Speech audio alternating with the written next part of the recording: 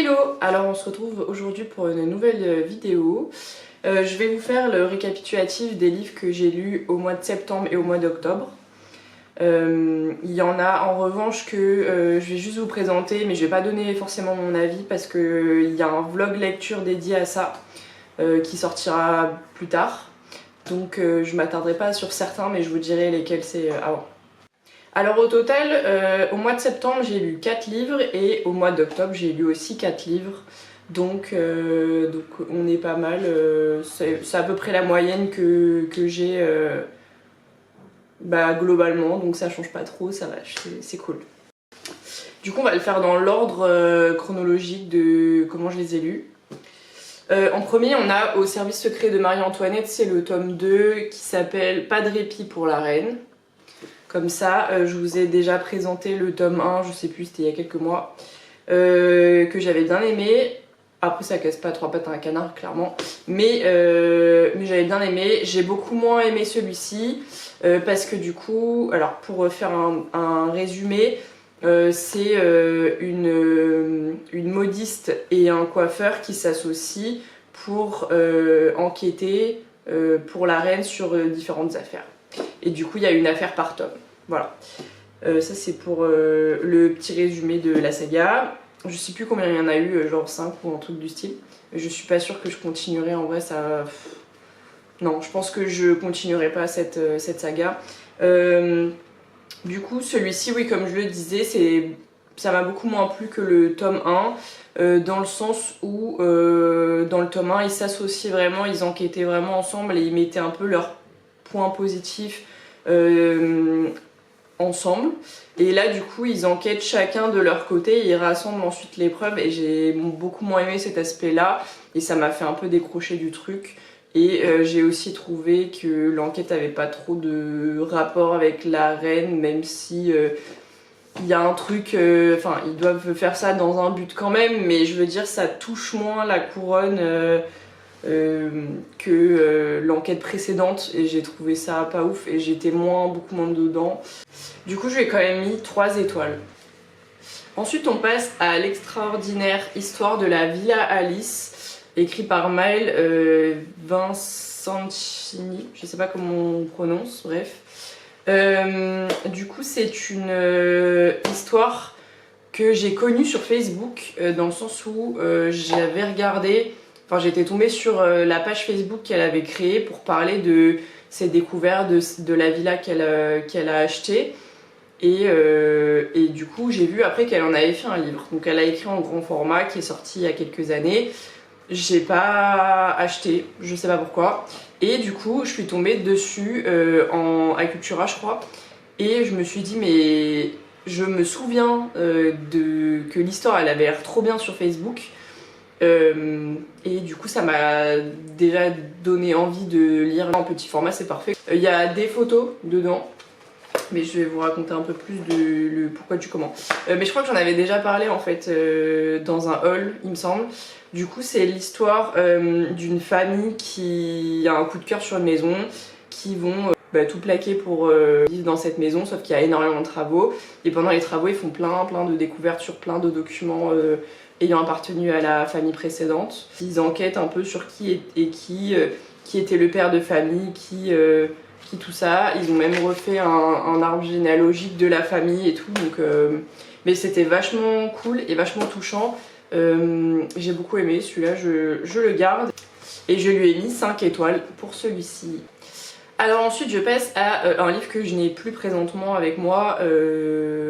Tout simplement parce que je l'ai pas apprécié plus que ça vraiment. Et du coup j'ai décidé de le vendre à quelqu'un qui potentiellement l'aimera plus que moi. C'est Yellowface dont je vous ai déjà parlé dans les précédentes vidéos, enfin dans une vidéo haul je crois. C'est une histoire écrite par l'auteur de Babel que j'avais adoré, qui était mon coup de cœur de l'année dernière. Là c'est l'histoire d'une fille qui écrit des livres, elle n'y arrive pas. Elle a sa meilleure amie qui est écrivaine aussi et qui réussit de ouf. Et du coup sa meilleure amie qui réussit de ouf va mourir devant ses yeux et elle va décider de lui piquer l'histoire qu'elle avait chez elle et de la publier à son nom sans dire que ça venait d'elle. Bref, et j'ai pas vraiment apprécié l'histoire dans le sens où la protagoniste était vraiment relou.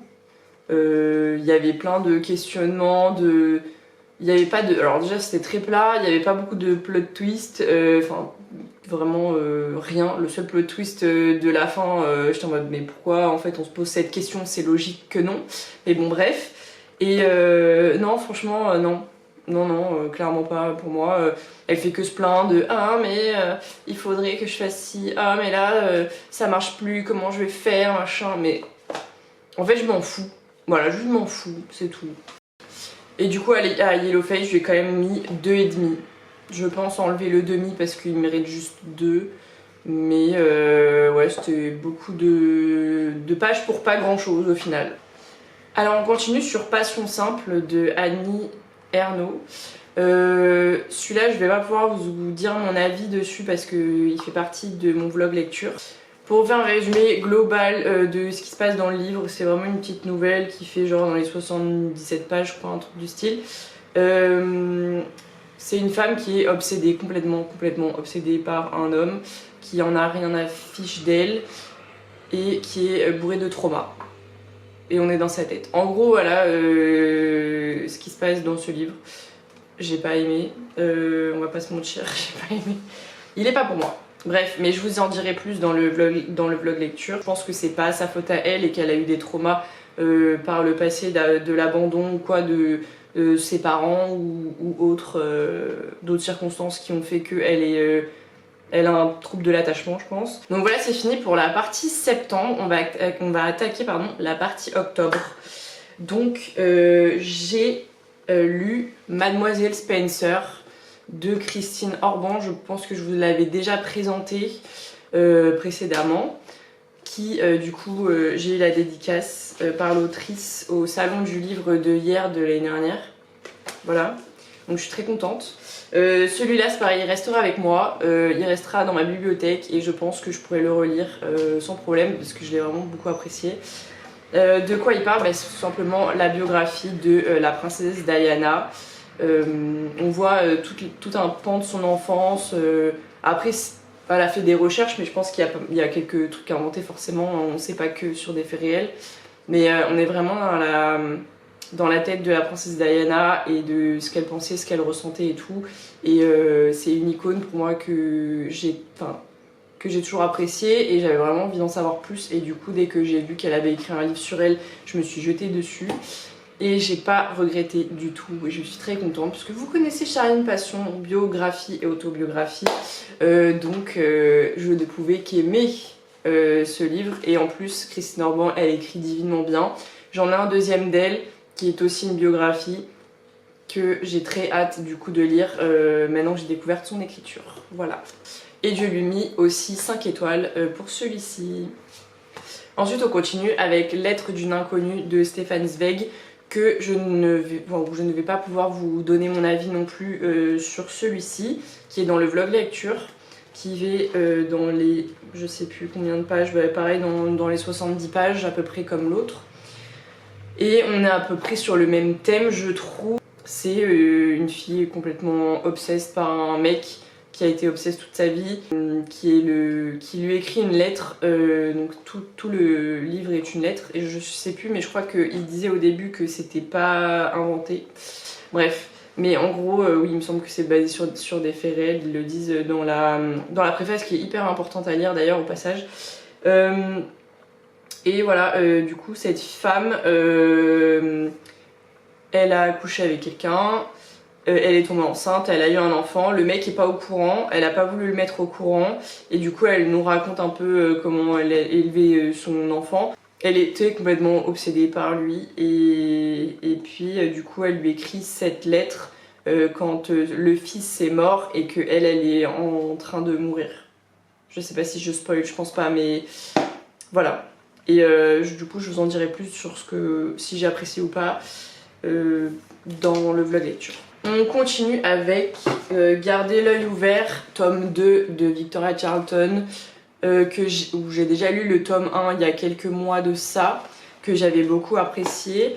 Ça change pas on n'échange pas une équipe qui gagne. Là c'est pas que des disparitions non résolues, il y a aussi des crimes non résolus. C'était vachement cool, c'est du Victoria Charlton, elle écrit bien, il y a des photos, il y a des petites photos comme ça en noir et blanc, des victimes et d'autres choses, des maisons, des véhicules, plein de trucs, bref. Et non, j'ai bien aimé, franchement c'est du Victoria Charlton, elle écrit ses livres comme elle raconte dans ses vidéos True Crime sur YouTube, top, comme d'hab, rien à dire. Et je lui ai mis 4 étoiles. On continue avec le dernier livre que j'ai lu au mois d'octobre, c'est Le Petit Prince de Antoine de Saint-Exupéry, que j'ai déjà lu en primaire je crois, mais j'avais pas grand souvenir de ce livre. Je peux pas trop vous en dire non plus parce que du coup il fait partie également des livres qui sont dans mon vlog lecture. Il est court aussi. Et du coup ça parle d'un homme qui est bloqué dans le désert, qui vient d'avoir un problème avec son avion, et là il entend un petit garçon qui lui demande de lui dessiner un mouton. Je vous en dirai pas plus, bien évidemment, et je vous dirai pas mon avis non plus dessus, et vous le saurez dans le vlog lecture. Donc voilà, c'est tout pour cette vidéo, j'espère qu'elle vous aura plu. N'hésitez pas à liker et à me dire s'il y a des lectures communes qu'on a dans les commentaires, ça me plairait beaucoup d'avoir votre avis là-dessus. Donc voilà, n'hésitez pas à me suivre aussi sur mon compte Instagram qui est chat-books-83 pour avoir un peu plus de mon avis en temps réel sur les réseaux que je poste en story généralement. Voilà, ciao ciao!